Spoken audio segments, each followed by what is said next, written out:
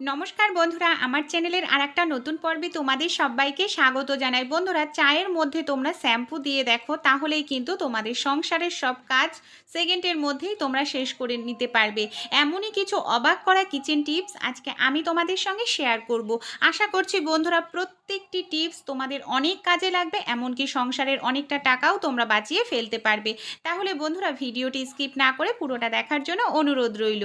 বন্ধুরা, চা তো আমরা প্রত্যেকেই খেয়ে থাকি কম বেশি, কিন্তু চা খাওয়ার পর আমরা যেটা করে থাকি, চাটা সে দুধ চাই হোক কিংবা চা লিকার চাই হোক, আমরা কিন্তু চাটা করার পর যে এক্সট্রা চা পাতাটা থাকে এটাকে আমরা কোনো কাজেই লাগাই না, ফেলে দিই। কিন্তু এই চা পাতা ফেলে না দিয়ে আমরা আমাদের সংসারের অনেক কাজে ব্যবহার করতে পারি, এমনকি সংসারের অনেকটা খরচাও বাঁচিয়ে ফেলতে পারি।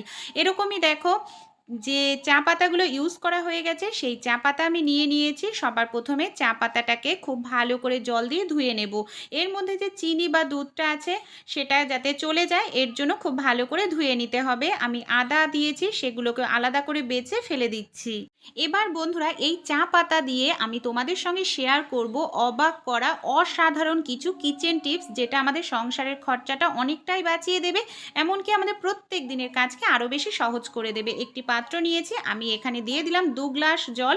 এই ব্যবহার করা চা পাতাটা আমি এর মধ্যে দিয়ে দিলাম। জলটা দিয়ে চা পাতাটাকে খুব ভালো করে ফুটিয়ে নেব। 1-2 মিনিট ফোটানোর পরেই দেখো বন্ধুরা, কালার কিন্তু চেঞ্জ হয়ে গেছে। চা করার পরেও চা পাতার মধ্যে কিন্তু চায়ের বেশ কিছুটা উপকারী গুণ বজায় থাকে, আমরা নানা কাজে ইউজ করতে পারি। দেখো জলের কালারটা চেঞ্জ হয়ে গেছে এবং চা পাতা ফুটতে শুরু করেছে। এবার আমরা গ্যাসটাকে বন্ধ করে দেব। পাত্রের মধ্যে আমি ছাঁকনির সাহায্যে চা পাতাটাকে ছেঁকে নিলাম। আর যে চা পাতাটা এক্সট্রা রয়েছে এটাকেও ফেলবো না, এটাকেও কাজে লাগাবে। তাহলে চলো, এই চা পাতাটাকে সবার প্রথমে আমাদের হালকা একটু ঠান্ডা করে নিতে হবে। এর মধ্যে আমি দিয়ে দিলাম 1 চামচ মতো বেকিং সোডা আর একটা শ্যাম্পুর পাতা। যে কোনো শ্যাম্পু তোমরা নিতে পারো, 1 টাকা দামের একটি শ্যাম্পুর পাতা আমি পুরোটা দিয়ে দিলাম। এই শ্যাম্পু আর বেকিং সোডাটাকে বন্ধুরা খুব ভালো করে আমাদের মিশিয়ে নিতে হবে, যাতে খুব ভালোভাবে মিশে যায়। এরপর আমরা কিছুটা সময় অপেক্ষা করব যাতে হালকা একটু ঠান্ডা হয়, একেবারে কিন্তু ঠান্ডা করব না এই জলটাকে। তাহলে দেখো কিছু সময় পর আমি ফিরে এসেছি। এবার দেখো বন্ধুরা, এই জলটাকে কি কি কাজে ব্যবহার করতে পারি। আমাদের বাড়িতে যে এই ধরনের রূপোর যে জিনিসগুলো হয়, আমরা তো পায়ের তোড়া এমনকি চেন, নানা ধরনের জিনিস ব্যবহার করে থাকি। এটা ইউজ করতে করতে কালার কিন্তু নোংরা হয়ে যায়, এমনকি কালারটাও ডিসকালার হয়ে যায়। আর এটা যদি দোকানে দিয়ে আমরা আবার পরিষ্কার করি, অনেকটা টাকাও খরচা করতে হয়। তাই কিভাবে আমরা বাড়িতে পরিষ্কার করে নিতে পারি, এই যে আমি চায়ের জলটা তৈরি করে নিলাম, এই জলের মধ্যে বন্ধুরা এই রূপোর জিনিসগুলো আমি সব দিয়ে দিচ্ছি। জলটা কিন্তু একেবারেই ঠান্ডা করলে হবে না, এরকম উষ্ণ গরম থাকা অবস্থাতেই দিয়ে দিতে হবে। এবার এটাকে দিয়ে আমি 10 মিনিট মতো রেখে দেব। 10 মিনিট পর বন্ধুরা আমি জল থেকে তুলে নিচ্ছি। দেখো যে আলগা নোংরাগুলো ছিল সেটা কিন্তু 10 মিনিট ভিজিয়ে রাখার কারণেই উঠে গেছে। দেখতে পাচ্ছ অনেকটাই পরিষ্কার হয়ে গেছে। এবার যে বাকি নোংরাগুলো আছে সেটা পরিষ্কার করার জন্য এখানে আমি একটি নিয়ে নিয়েছি পুরনো টুথব্রাশ। টুথব্রাশের সাহায্যে এইভাবে আমি কয়েক মিনিট একটু ডলে নেব, তাহলেই কিন্তু আমাদের যে রূপোর জিনিসগুলো আছে সেগুলো কিন্তু একেবারে পরিষ্কার হয়ে যাবে। যে কোনো রূপার জিনিস তোমরা কিন্তু এইভাবে পরিষ্কার করে নিতে পারো বন্ধুরা, এতে তোমাদের দোকানে দিয়ে আর পরিষ্কার করতে হবে না, এমনকি নতুনের মতো চকচক করতে থাকবে। আমি জল দিয়েও তোমাদের ধুয়ে দেখাচ্ছি, দেখো কতটা সুন্দর পরিষ্কার হলো। তাহলে বন্ধুরা অবশ্যই টিপসটি অ্যাপ্লাই করো, আশা করছি তোমাদের ভালো লাগবে। বাকি যে চা পাতাটা রয়েছে চলো তাহলে দেখে নিই এটাকে কি কাজে ব্যবহার করি। প্রত্যেকের বাড়িতেই কিন্তু বন্ধুরা আমরা নানা রকম গাছ রোপণ করে থাকি, লঙ্কা গাছ বা যে কোনো ফুল গাছ। এই গাছগুলো কিন্তু দেখা যায় আমরা নানা রকম সার ব্যবহার করি, কিন্তু এই চা পাতা সবজির খোসা কিন্তু ভীষণ ভালো সার হিসাবে কাজ দেয় গাছের দ্রুত বৃদ্ধি এবং ফুল ফল দেওয়ার জন্য। আমি কিন্তু এইভাবেই চা পাতা ফেলে না দিয়ে ইউজ করি। অবশ্যই চিনি টা যাতে না থাকে সেটা খেয়াল রাখতে হবে। চা পাতা কিন্তু ধুয়ে নিতে হবে, তাহলে চিনি থাকলে কিন্তু পিঁপড়ে লাগার সম্ভাবনা থাকবে। অবশ্যই টিপসটি অ্যাপ্লাই করো, কাজে দেবে। পরের টিপসটি তাহলে দেখে নিই বন্ধুরা। এখানে দেখো আমি নিয়ে নিয়েছি 1.5 চামচ মতো চা পাতা।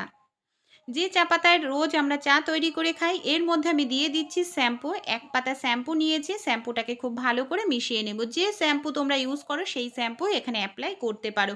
এরপর বন্ধুরা এর মধ্যে আমি দিয়ে দিচ্ছি ছোট গ্লাসের হাফ গ্লাস পরিমাণ জল, খুব ভালো করে মিশিয়ে নেব। তারপর এই শ্যাম্পুটাকে আমি 10 থেকে 15 মিনিটের জন্য এইভাবে রেখে দেব।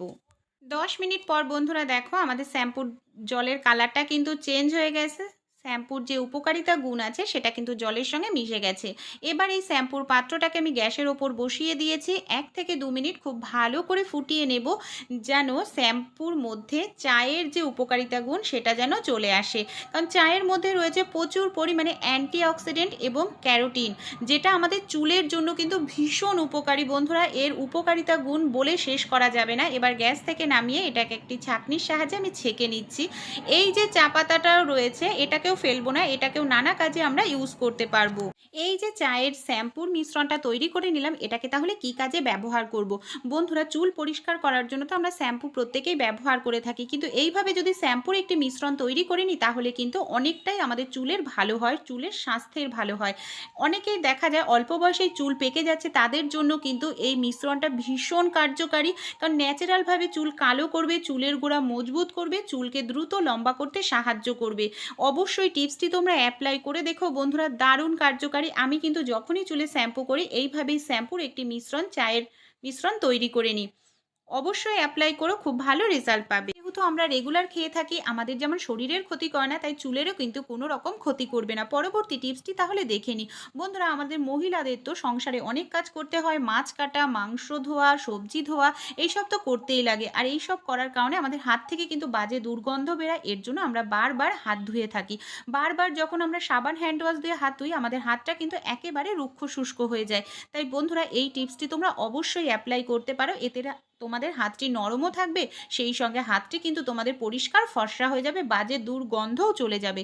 এর জন্য আমাদের যেটা করতে হবে বন্ধুরা, এখানে যে শ্যাম্পুর চা পাতাটা আমি ফেলে দিচ্ছিলাম, এই ফেলে না দিয়ে কিন্তু এই চা পাতাগুলোকে আমরা অনেক কাজে ইউজ করতে পারি। এখান থেকে দেখো বেশ কিছুটা পরিমাণ আমি চা পাতা নিয়ে নেব। এটা আমাদের দুটো কাজ করবে, বাজে দুর্গন্ধ তো আর হাত থেকে দূর করবেই, সেই সঙ্গে কিন্তু হাতের যে আমাদের দেখা যায় মরা চামড়া থাকে, এমনকি রান্নাঘরে অনেকক্ষণ কাজ করার কারণে আগুনের সামনে আমাদের হাতের মধ্যে কিন্তু একটা ট্যান পড়ে যায়, কালচে দাগ ছোপ চলে আসে। যেহেতু এখানে চা পাতা রয়েছে বন্ধুরা, তাই কিন্তু স্ক্রাবিং এর কাজ করবে, এমনকি মরা চামড়া তুলে দেবে, হাতটাও ফর্সা হবে, নরম কোমল থাকবে। অবশ্যই টিপসটি অ্যাপ্লাই করে সেই সঙ্গে হাত থেকে কিন্তু সুন্দর একটি মিষ্টি গন্ধ বের হবে। এবার দেখো বন্ধুরা, আমার হাতটা কতটা সুন্দর পরিষ্কার হয়েছে। আশা করছি টিপসটি কাজে লাগবে।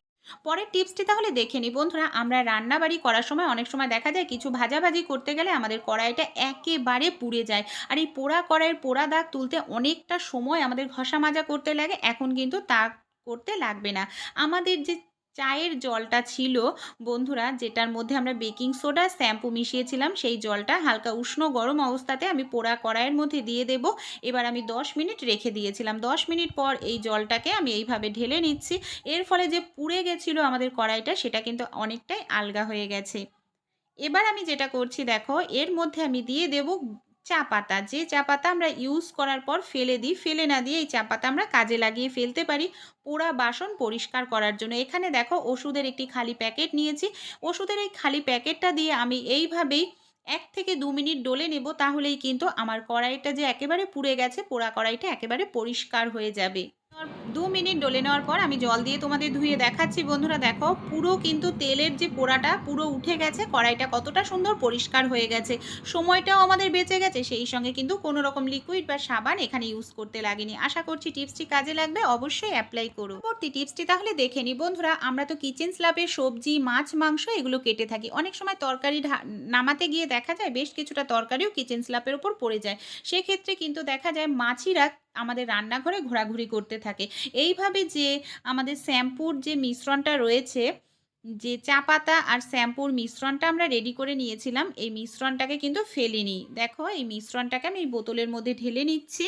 এটাকে কিন্তু 5 থেকে 6 দিন আমরা রেখে দিতে পারবো। এবার যেটা করব, এই কিচেন স্ল্যাবের ওপর আমি দেখো যে আমাদের তরকারি পড়েছে, যেখানে মাছ কাটি বা মাংস আমরা ধুয়ে থাকি, রাখি, সবজি কাটি, এই জায়গায় এই মিশ্রণটা এইভাবে ছড়িয়ে দেব, বা কোনো স্প্রে বোতল রাখলে একটু স্প্রে করে দিতে পারো। তারপর যে কোনো কাপড় দিয়ে খুব ভালো করে এইভাবে ডলে ডলে একটু মুছে নেব। আবার দ্বিতীয়বার একবার করে মুছে নেব। তাহলেই কিন্তু আমাদের কিচেন স্ল্যাবটা পরিষ্কার হয়ে যাবে। একেবারেই কিন্তু বাজে দুর্গন্ধও বেরোবে না, মাছির উৎপাতও হবে না। দেখো কতটা সুন্দর পরিষ্কার হয়ে গেছে, একেবারে নতুনের মতো চকচক করছে। আশা করছি বন্ধুরা এই টিপসটিও তোমাদের অনেক বেশি কাজে লাগবে। তাহলে চলো পরবর্তী টিপসটি দেখে নিই। আমাদের বাড়িতে তো এই ধরনের কাঁচের পাত্র আমরা প্রত্যেকেই কমবেশি ব্যবহার করে থাকি। দীর্ঘদিন ব্যবহার করতে, করতে বন্ধুরা এই পাত্রগুলো দেখা যায় গ্লেজটা থাকে না। অনেক সময় রেখে দিলেও কিন্তু গ্লেজটা নষ্ট হয়ে যায়। তাই কিভাবে এই পাত্রগুলোকে পরিষ্কার করলে আবার নতুনের মতো গ্লেজটা ফিরে আসবে? আমাদের যে চায়ের শ্যাম্পু মেশানো জলটা রয়েছে বন্ধুরা, এই জলের মধ্যে দেখো আমি সবগুলো পাত্রকে এইভাবে ডুবিয়ে তুলে নিচ্ছি। তারপর নরম একটি স্কচব্রাইট দিয়ে এইভাবে আমি একটু হালকা করে ডলে নেব। তারপর আমি তোমাদের ধুয়ে দেখাচ্ছি বন্ধুরা কতটা সুন্দর পরিষ্কার হয়। বন্ধুরা আমরা যখন সিঙ্কে কোনো কাঁচের বাসন পরিষ্কার করি অবশ্যই আমাদের কিন্তু এরকম কোনো তাওয়ালে বা কাপড় পেতে নেওয়া উচিত। তা না হলে অনেক সময় দেখা যায় কাঁচের পাত্র ধুতে গেলে হয়তো হাত থেকে স্লিপ কেটে পড়ে যায়। পড়ে যাওয়ার কারণে কিন্তু সিঙ্কের মধ্যে অনেক সময় আমাদের কাঁচের পাত্রটা ভেঙে যেতে পারে। এমনকি এই কাঁচের পাত্র ধুতে গেলেও বাজে একটি আওয়াজ হয়, যেটা কিন্তু আমাদের ঘরে যারা অন্যরা থাকে তাদেরকে ভীষণ শুনতে বাজে শোনায়। তাই অবশ্যই এরকম যদি আমরা একটি তাওয়ালে পেতে নিই, পড়ে গেলেও ভেঙে যাওয়ার সম্ভাবনা থাকবে না, এমনকি বাজেও আওয়াজ হবে না। আর দেখো কাঁচের পাত্রগুলো আমাদের কতটা সুন্দর পরিষ্কার হয়েছে বন্ধুরা, একেবারে নতুনের মতো চকচক করছে। আশা করছি এই টিপসটিও তোমাদের অনেক বেশি কাজে লাগবে। অবশ্যই অ্যাপ্লাই করো বন্ধুরা, এইভাবেই কিন্তু আমি কাঁচের পাত্র পরিষ্কার করে থাকি। পরবর্তী টিপসটি তাহলে দেখে নিই বন্ধুরা। আমাদের কিচেন সিঙ্কটা দেখতে পাচ্ছ কি পরিমাণে নোংরা হয়েছে, সেই সঙ্গে আমাদের কলটা কিচেনের দেখো নোংরা জমে গিয়ে কলটার কালারও চেঞ্জ হয়ে গেছে, সেই সঙ্গে সিঙ্কটা। এইখানে যে চায়ের জলের মিশ্রণটা রয়েছে বন্ধুরা, এই মিশ্রণটা আমি খুব ভালো করে এইভাবে দেখো সিঙ্কের মধ্যে দিয়ে দিচ্ছি। এর ফলে আমাদের যেটা হবে, সিঙ্কটা একেবারে নতুনের মতো চকচক করতে থাকবে। অনেক সময় সিঙ্কের পাইপেও নানা রকম নোংরা জমে যায়, যেহেতু এই জলের মধ্যে বেকিং সোডা দেওয়া আছে, সেই সোডার কারণে কিন্তু নোংরাটাও বেরিয়ে যেতে সাহায্য করবে। এইভাবে কয়েক সেকেন্ড আমি ডলে নিচ্ছি। এবার তোমাদের আমি জল দিয়ে ধুয়েও দেখাচ্ছি। দেখো বন্ধুরা কতটা সুন্দর আমাদের কিচেন সিঙ্কটা পরিষ্কার হলো। এবার আমাদের যে কলটা রয়েছে বন্ধুরা, কলের মধ্যে আমি দিয়ে দেব বেশ কিছুটা পরিমাণ চা পাতা। যে চা পাতা আমরা ব্যবহার করার পর চাটা ফেলে দিই, এই চা পাতাটা দিয়ে এইভাবে একটু ডলে নেব। তারপর আমি এখানে নিয়ে নেব নরম একটি স্কচব্রাইট। এখানে এই ধরনের নরম স্কচব্রাইটই ইউজ করতে হবে, যেহেতু স্টিলের কল, তা না হলে দাগ ছোপ পড়ে যেতে পারে। এইভাবে কয়েক সেকেন্ড রেখে দেওয়ার পর নরম স্কচব্রাইট দিয়ে আমি এইভাবে আলতো করে ডলে নিচ্ছি। এর ফলে আমাদের সব নোংরাটা উঠে যাবে, এমনকি আমাদের কলটা নতুনের মতো চকচকে হয়ে যাবে। আর যে কলের পাশে আমাদের টাইলসের দেয়ালটা রয়েছে, সেই দেয়ালটাকেও আমি এইভাবে চা পাতা দিয়ে একটু ডলে নেব। অবশ্যই টিপসটি তোমরা অ্যাপ্লাই করো বন্ধুরা, খুব ভালো রেজাল্ট পাবে। প্রত্যেককেই যে এটা করতে হবে এমন কোনো কথা নয়। আমরা অনেকেই আছি যারা যে কোনো জিনিস রিইউজ করতে পছন্দ করি, তারা অবশ্যই টিপসগুলি অ্যাপ্লাই করো, খুব ভালো ফল পাবে। তাহলে চলো এবার আমরা পরবর্তী টিপসটি দেখে নিই। বন্ধুরা রান্না করার পর তো আমাদের যে গ্যাসের ওভেনটা থাকে, দেখা যায় একেবারে তেল ময়লা পড়ে তরকারি পড়ে নোংরা হয়ে যায়। আর এই তেল ময়লা নোংরা পড়ে থাকার কারণে এগুলো শক্তও হয়ে যায়, শুকিয়ে সহজে কিন্তু উঠতে চায় না। এখানেও বন্ধুরা আমি ইউজ করব আমাদের ব্যবহার করা চা পাতা।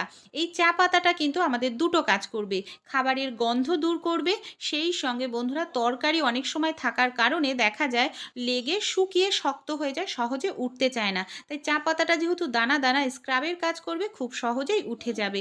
দেখো এইভাবেই আমি আমার গ্যাসের ওভেনটাকে খুব ভালো করে সবার প্রথমে একটি নরম স্কচব্রাইট দিয়ে ডলে নিচ্ছি। তারপর বন্ধুরা আমি তোমাদের জল দিয়ে ধুয়ে দেখাচ্ছি যে কতটা সুন্দর আমাদের পরিষ্কার হলো। তাহলে বন্ধুরা টিপসগুলি ভালো লেগে থাকলে অবশ্যই অ্যাপ্লাই